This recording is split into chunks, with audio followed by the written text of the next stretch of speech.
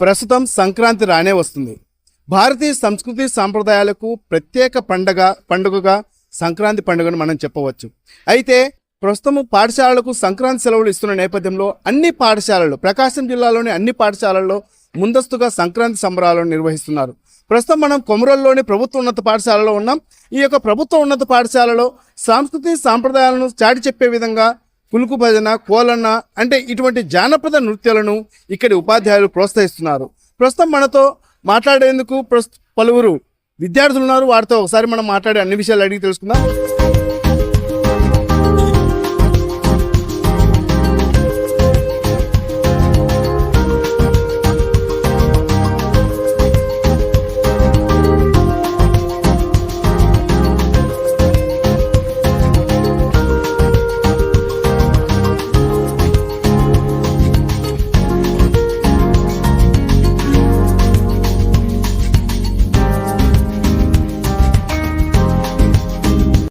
మరి మీ పేరేం పేరు నాన్న? అక్షయ. అక్షయ. ఏది నాన్న, మీరు ఏ పాట ఇప్పుడు మీరు చేశారు కదా డాన్స్, దీన్ని ఏమంటారు అసలు? కోలాటం. కోలాటం. ఎన్ని రోజులు పట్టింది నాన్న నేర్చుకోవడానికి? నెల పట్టిందా? ఎలా ఉంది నేర్చుకుంటారు? మీ ఫీలింగ్స్ ఎలా ఉంది? చాలా సంతోషంగా ఉంది, ఆనందంగా. ఓకే. నా పేరు ఎం రమేష్ బాబు. ప్రభుత్వ ఉన్నత పాఠశాల కొమరోలు నందు తెలుగు ఉపాధ్యాయులుగా పనిచేయుచున్నాను.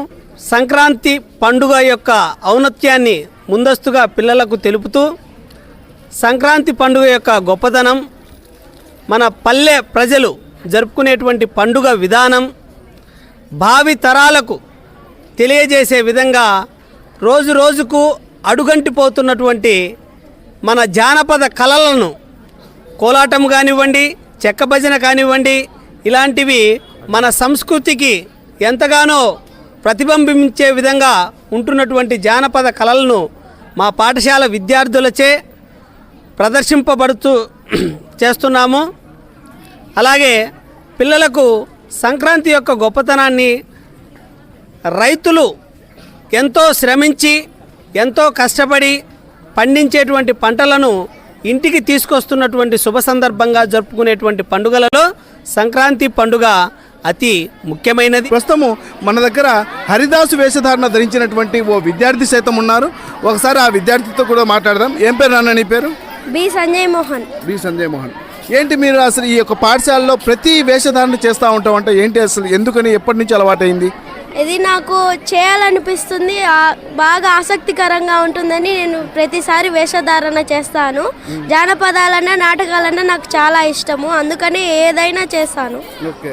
జానపదాలు, కోలాటం, కులుకు భజన ఇట్లాంటి నాటకాలు అన్నిటిలో నేను ఆసక్తికరంగా ఉన్నాను కాబట్టి ఇవన్నీ చేస్తాను.